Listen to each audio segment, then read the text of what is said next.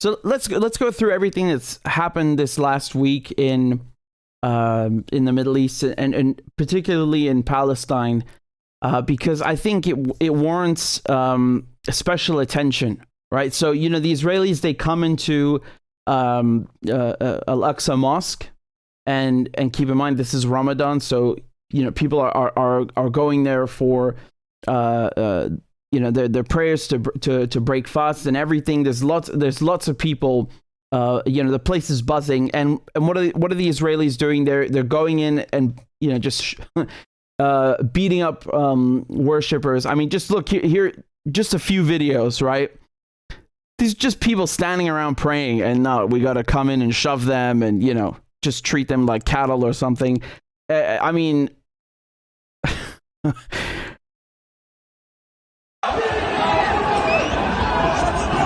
And this is kind of an annual thing. I don't mean Ramadan. I mean the Israelis going in and just destroying the place, right? So this is the courtyard outside, and they're using stun grenades and they're using gas and everything, the usual, yeah. And this is inside the mosque now.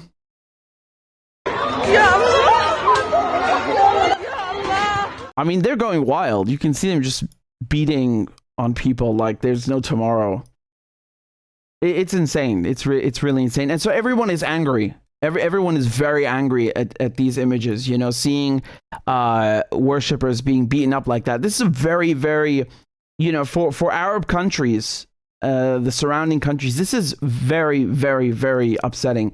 And I don't just mean, on an emotional level. It's a very sensitive issue politically. And so you had a response, right? You guys remember not too long ago, Hamas fired rockets into occupied Palestine, into Israel because of this, and they got all of Palestine together as one, and that was its own its own story, and it was quite it was quite considerable, because I don't think they'd ever succeeded in doing it in that fashion before, right? To kind of unite everyone and get their support that way, just for standing up. Because remember, we're talking about a different area of Palestine here. So it's not in Jerusalem or near Jerusalem, right? So Gaza defending Jerusalem because of this brutality, they got everyone's respect. They meaning Hamas. What happened the last week, though, is even more crazy, because you had a response not just from Gaza, and here you can see, of course, the Israelis trying to extinguish Gaza's response with huge craters and bombing raids.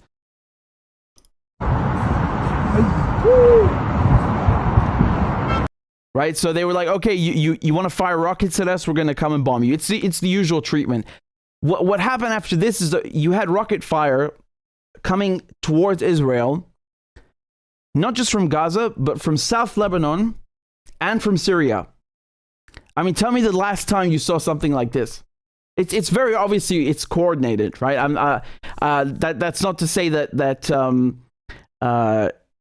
there's some because they want to paint it as the Iranian puppet masters, like hiding behind the scenes and pulling the strings and telling everyone what to do. No, it's not that. It's everybody, kind of saying, okay, this is it. This is enough is enough.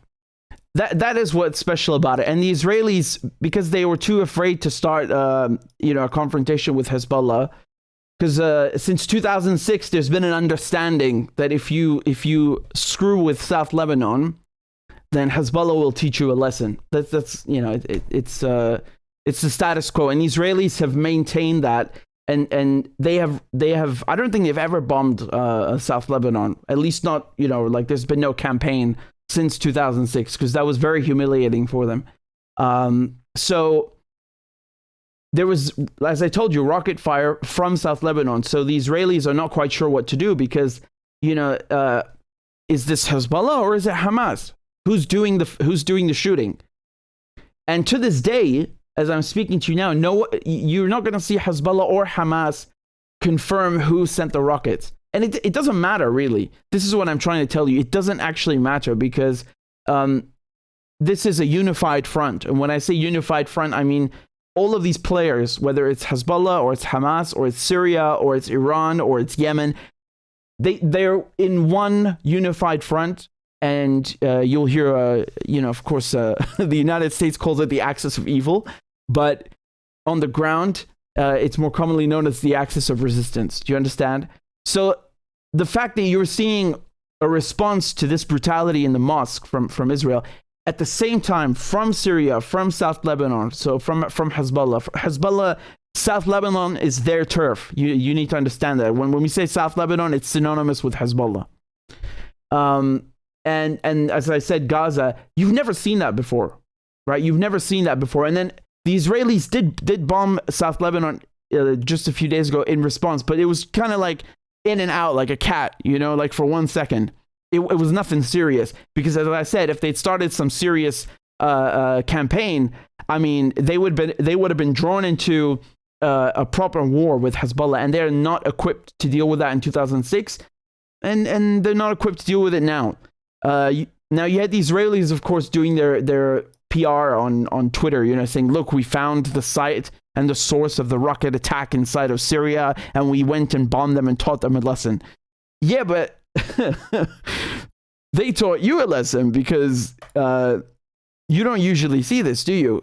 The Arab League also, they called an emergency meeting, which you never see that. When's the last time?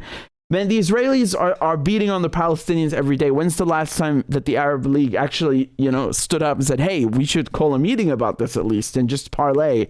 Never. The region is changing, and the Israelis are basically experiencing backlash, from multiple fronts. And if you know anything, even just a little bit about warfare and a strategy, that is your worst nightmare, is to have a war on multiple fronts. So you may think of this in similar terms. I'm not saying it's the same thing, but just as an analogy, the 1967 war, we had Syria and Egypt coming at the Israelis from multiple fronts. Obviously, not the best outcome for them in the end, but the premise is the same. You have opponents attacking you from different sides. Where do you split your resources? Where do you send your troops? It's very difficult situation to be in. Now, what I just told you is funny because I found it laid out basically in the Jerusalem Post, which is an Israeli paper, and the way that they framed it is that Iran kickstarts multi-front Middle East war against Israel. Okay, that sounds ridiculous. First of all, it's not Iran doing anything really. It's just people standing up for themselves. But okay.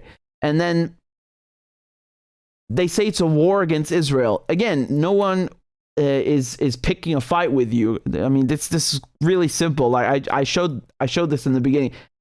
Israel is asking, people to just tolerate this. I mean, come on, man. Again, this video here with just pushing worshippers aside, it's like the mildest of the crimes that have taken place in the Al-Aqsa Mosque. But just going back to this piece in the Jerusalem Post, they get it, right? They're telling it to you the same way that I just said it, that you've had rocket fire coming from Lebanon, from Gaza, from Syria. But the way that they say it, and the Israelis look at it, is they say it's an Iranian strategy to confront Israel with multiple threats on different fronts. Why can't you just accept that you've angered all these people, man? It's nothing to do with an Iranian strategy. Again, it's so childish because they're insulting my intelligence and your intelligence with this drivel. It's such a comic book thing. Like, oh, there's this Iranian boogeyman who's hiding behind the scenes and he's pulling these strings in Syria and then pulling some in Gaza. Hold on a second. None of this makes sense because you kept telling us that the Shiites and the Sunnis hate each other. So now you're telling me that Hamas is collaborating with Iran? Wow. I thought Iran are Shia and Hamas are Sunni. So, it's so funny because this is like the garbage they brainwash you with in Western universities, that, it's just the Sunnis and the Shiites hate each other, and that's the reason why the Middle East is quote unquote on fire, and America has nothing to do with this, and Britain has nothing to do with this, and Israel cannot be blamed. It's just a bunch of angry Muslims running around killing each other, and the West is innocent, right? But then at the same time, they come and tell you, look, man, all of these people who are both Sunni Shia, they seem to be working with each other just because they hate Israel. Wow. Talk about a goddamn contradiction, right? What a contradiction. And again, you have to keep in mind, I told you there was rocket fire from South Lebanon, so that's Hezbollah's turf. No one goes into South Lebanon without their permission. You don't do anything close to firing rockets in South Lebanon without Hezbollah's permission. So obviously, whether it was Hamas, Hezbollah, really, I don't care. That's not the point. The point is that there's definitely some sort of collaboration going on here. There's coordination, and the fact that neither one has come out and said it was us or claimed responsibility, they don't need to. They don't need to. Because like I said, it's a unified front, and that is the message itself. That is the message. So, of course, we have the usual dribble here that, although these are different groups, they're all linked to Iran. And it's good because I mentioned Islamic Jihad, which is another thing I wanted to tell you, by the way. You shouldn't forget there are many groups and factions like in Jenin, in the West Bank. And they also mentioned Islamic Jihad, for example. These groups, they are completely separate from the PLO, or shall we say the Abbas leadership, right? Which a lot of people view as being complicit with the Israeli occupation because they really don't do anything. They're kind of they're kind of outsourcing. The Israelis are outsourcing the occupation in the West Bank to the PLO. That may be the case, but Islamic Jihad and Jenin Martyrs Brigade and all these factions inside the West Bank have nothing to do with the leadership. And that shows you that you once again, you have a very prominent resistance faction inside of Palestine that is coordinated and very, very present, right? Otherwise, why would we talk about them? Why would the Israelis talk about them?